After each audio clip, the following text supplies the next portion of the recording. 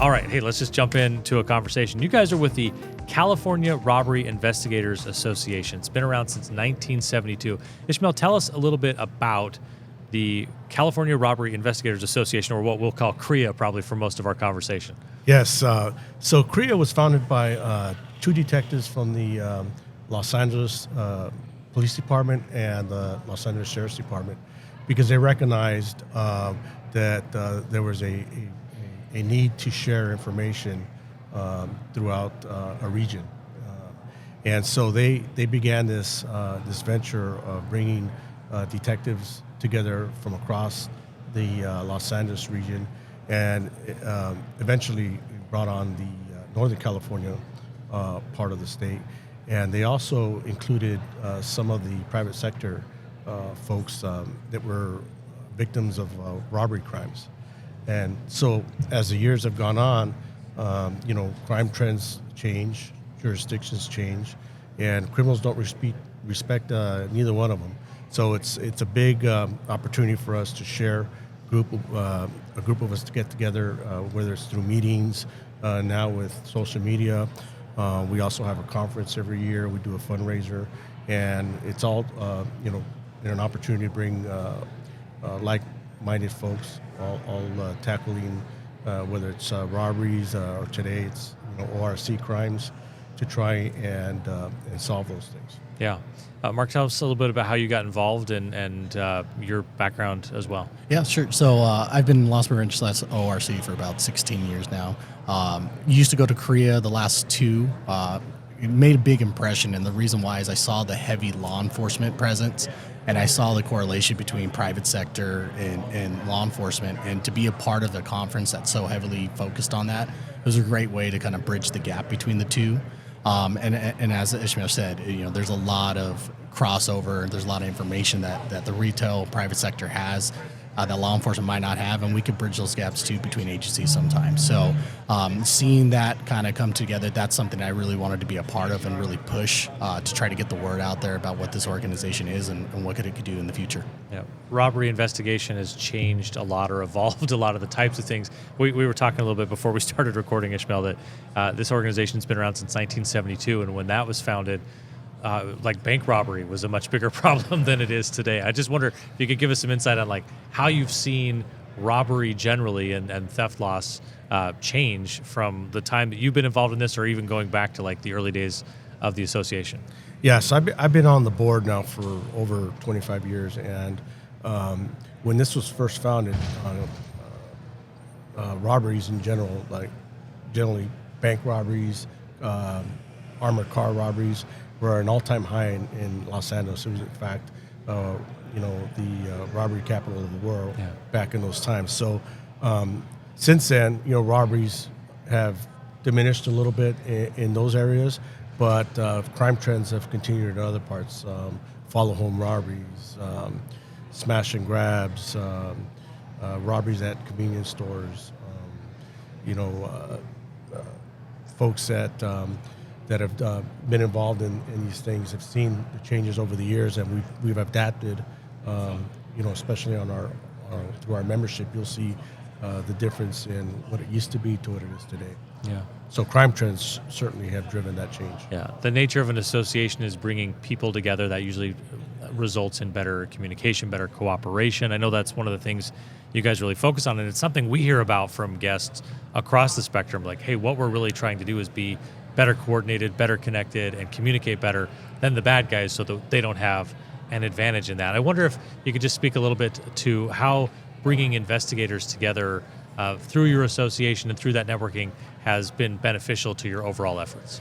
Yeah, so at our conferences, which is our kind of our staple, I being in retail myself, it's one of the few conferences you'll see heavily attended by law enforcement and frontline detectives that are in some agencies. Maybe they're dedicated to a certain crime trend, whether it's robbery or whatnot, but in other smaller agencies, most detectives are generalists, and they work a variety of crime trends. And ORC being a big problem today, as a retailer, in having the opportunity to attend a conference that's heavily attended by law enforcement and frontline detectives. It gives us an opportunity to really forge those relationships that last decades. I when I was young in this business, I've met some folks that I still talk to today that I met through CRIA, and as a lot of them have now retired, but we've met new folks like Marc and all the connections and partnerships that he brings. But we continue to evolve and bringing these folks together at our conference. You'll see classes not just for law enforcement, but you'll have classes or training opportunities for retailers as well. And in some cases, we've even brought them together to present a debrief on a particular high visibility case, something like that. Yeah. You're not that new of a new guy, 16 years in loss prevention, but kind of new on the CRIA side. I just wonder if you could speak to that as well, like how building that network has been beneficial to the types of things you've been working on throughout your career. Yeah, so I mean that's the only way to really succeed in this. If you try to do it by yourself or you don't make those connections, you're going to fail.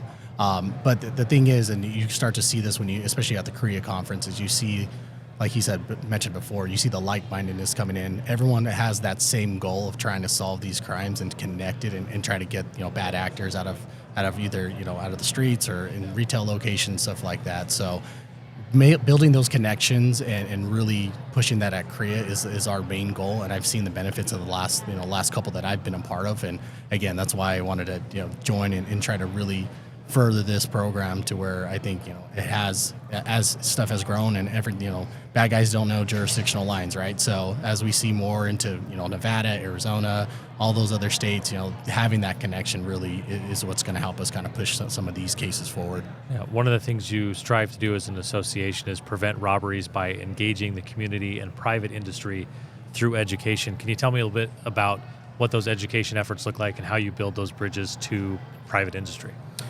Yeah, so it's really around the folks that attend our conference. California has a POST program, Peace Officer Standards and Training, and our conference is certified by POST. So any law enforcement detective that comes to that conference will get credits towards their POST certification for that year. And for the private sector, there's a lot of other certifications out there like CPP that require you to get training credits for that year. So our conference, we try and get those training sessions approved so that they can be used for certification purposes. So really that's kind of what we provide our membership, along with the networking and the ability to connect with folks. There's a database in our website that has all that information in there that can be utilized by working detectives and working investigators in the private sector. But that's what we strive to do for our membership.